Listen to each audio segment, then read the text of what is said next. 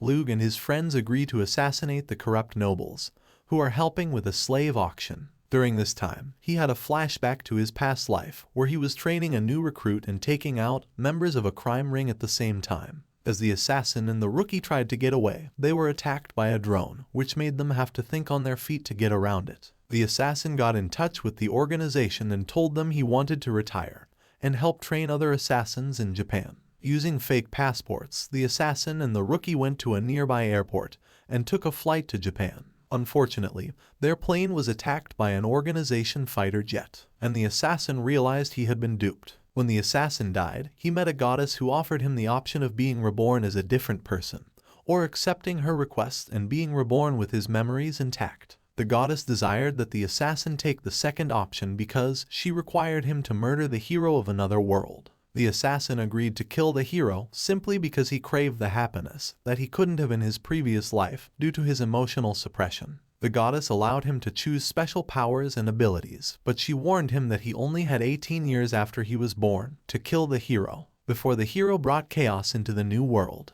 She also told him there was a small chance that he could save the world without killing the hero. Then, he is reborn as a member of the Tuatha family, which is a noble house of assassins. As Lug starts his new life, he learns how to hunt and cook like a pro. His father looks at how he is growing and decides that Lug is ready for a special surgery that will give him the ability to sense magic in people or places. Lug gets the magical eyes that have been in the Tuatha family for generations, and his father says he will teach him how to do the surgery when the time comes. He also finds a person named Dia to teach magic to Lug. Dia gives Lug a Farstone so she can see how much magic he can do, a special stone that can tell how much magic a person has. On the other hand, Lug's power is so great that the Farstone breaks. This makes Lug think that Farstones could be used as makeshift grenades. Over the next few weeks, Dia and Lug start to care for one another. Lug learns very quickly. Not only does he learn how to create metals, Booty also learns how to make weapons. He and Dia even learn how to make new spells together, and on their last night together,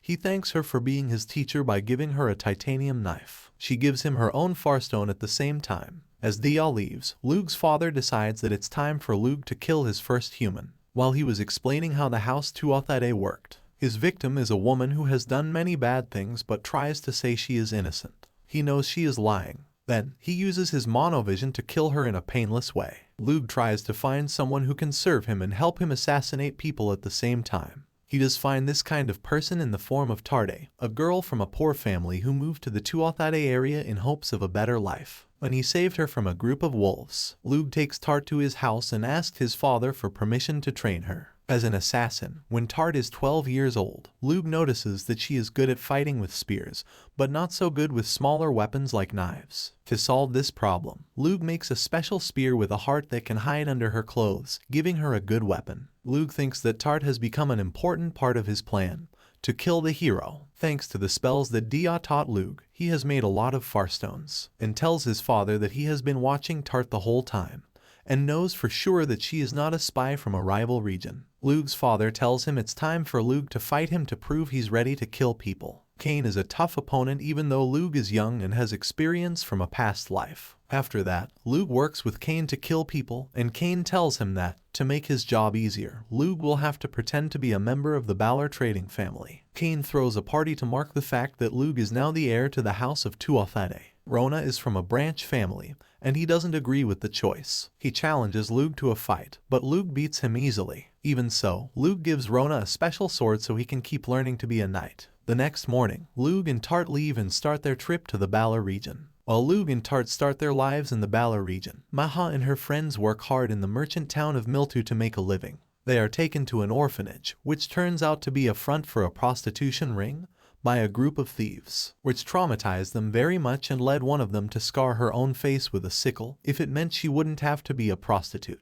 After 2 years, Maha found out that she was next in line and was about to do what Nuveen did. Lug found her under the name Ilig Balor, but the orphanage director says Lug has to wait 3 days before he can buy her. Thanks to Lug and Tart's help, Maha is saved. He is able to show the noble's wrongdoings and get him arrested, which shuts down the prostitution ring. Nuveen finds that her scars have healed, and Maha moves in with Lug. As Lug keeps living as Ilig Balor, he comes up with the idea of opening a cosmetics shop to make more money for the Balor family and pay for his killing jobs. He also brings lotions, creams, and sweets to the new world, giving his shop, Orna, a huge advantage in the market and a huge sales boost in just 6 months. But spies hired by businesses that compete with Lug try to get into his home with the help of Tart and Maha to find out how he became so successful. At least one spy is caught by Lug, but he doesn't learn anything useful from him, even when he was being tortured. As Lug's business grows, he temporarily leaves Miltu and goes to Dia.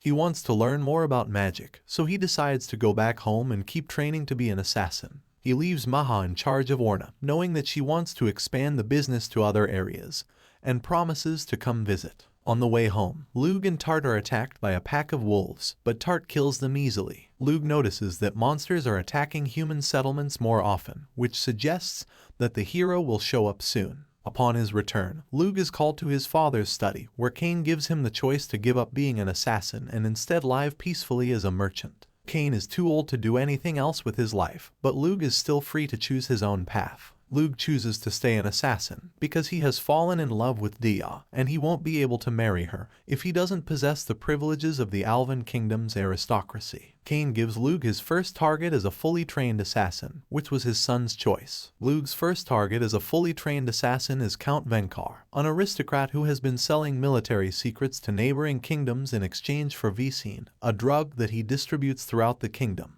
Using the information network set up by Maha, Lug decides to look into the Count on his own and decide if the target really deserves to be killed or not. Lug and Tart go to see PSR, the kingdom's second biggest merchant, and bring down a gang that was selling Vicine, but not before seeing what the drug did to the mother of a poor girl. Later, Lug and Maha go to the Count's mansion pretending to sell Orna's goods, which turns out to be a success for Orna. As night falls, Lug kills Count Venkar quietly with his newest weapon, a sniper rifle. He then watches the Count's wife react to her loss. Even though Lug doesn't feel bad about killing the Count, he says he'll never forget this mission. It was the first time he killed someone as a free person instead of a heartless tool. As part of their training to be assassins, Lug and Tart spent a month on a deserted island. When they got back to the mainland, Maha told them about a divine treasure. Lug has been trying for a long time to buy a tool with unimaginable power. This divine treasure, a magical spear called Gay Bulge, is in the hands of a famous warrior named Magnus,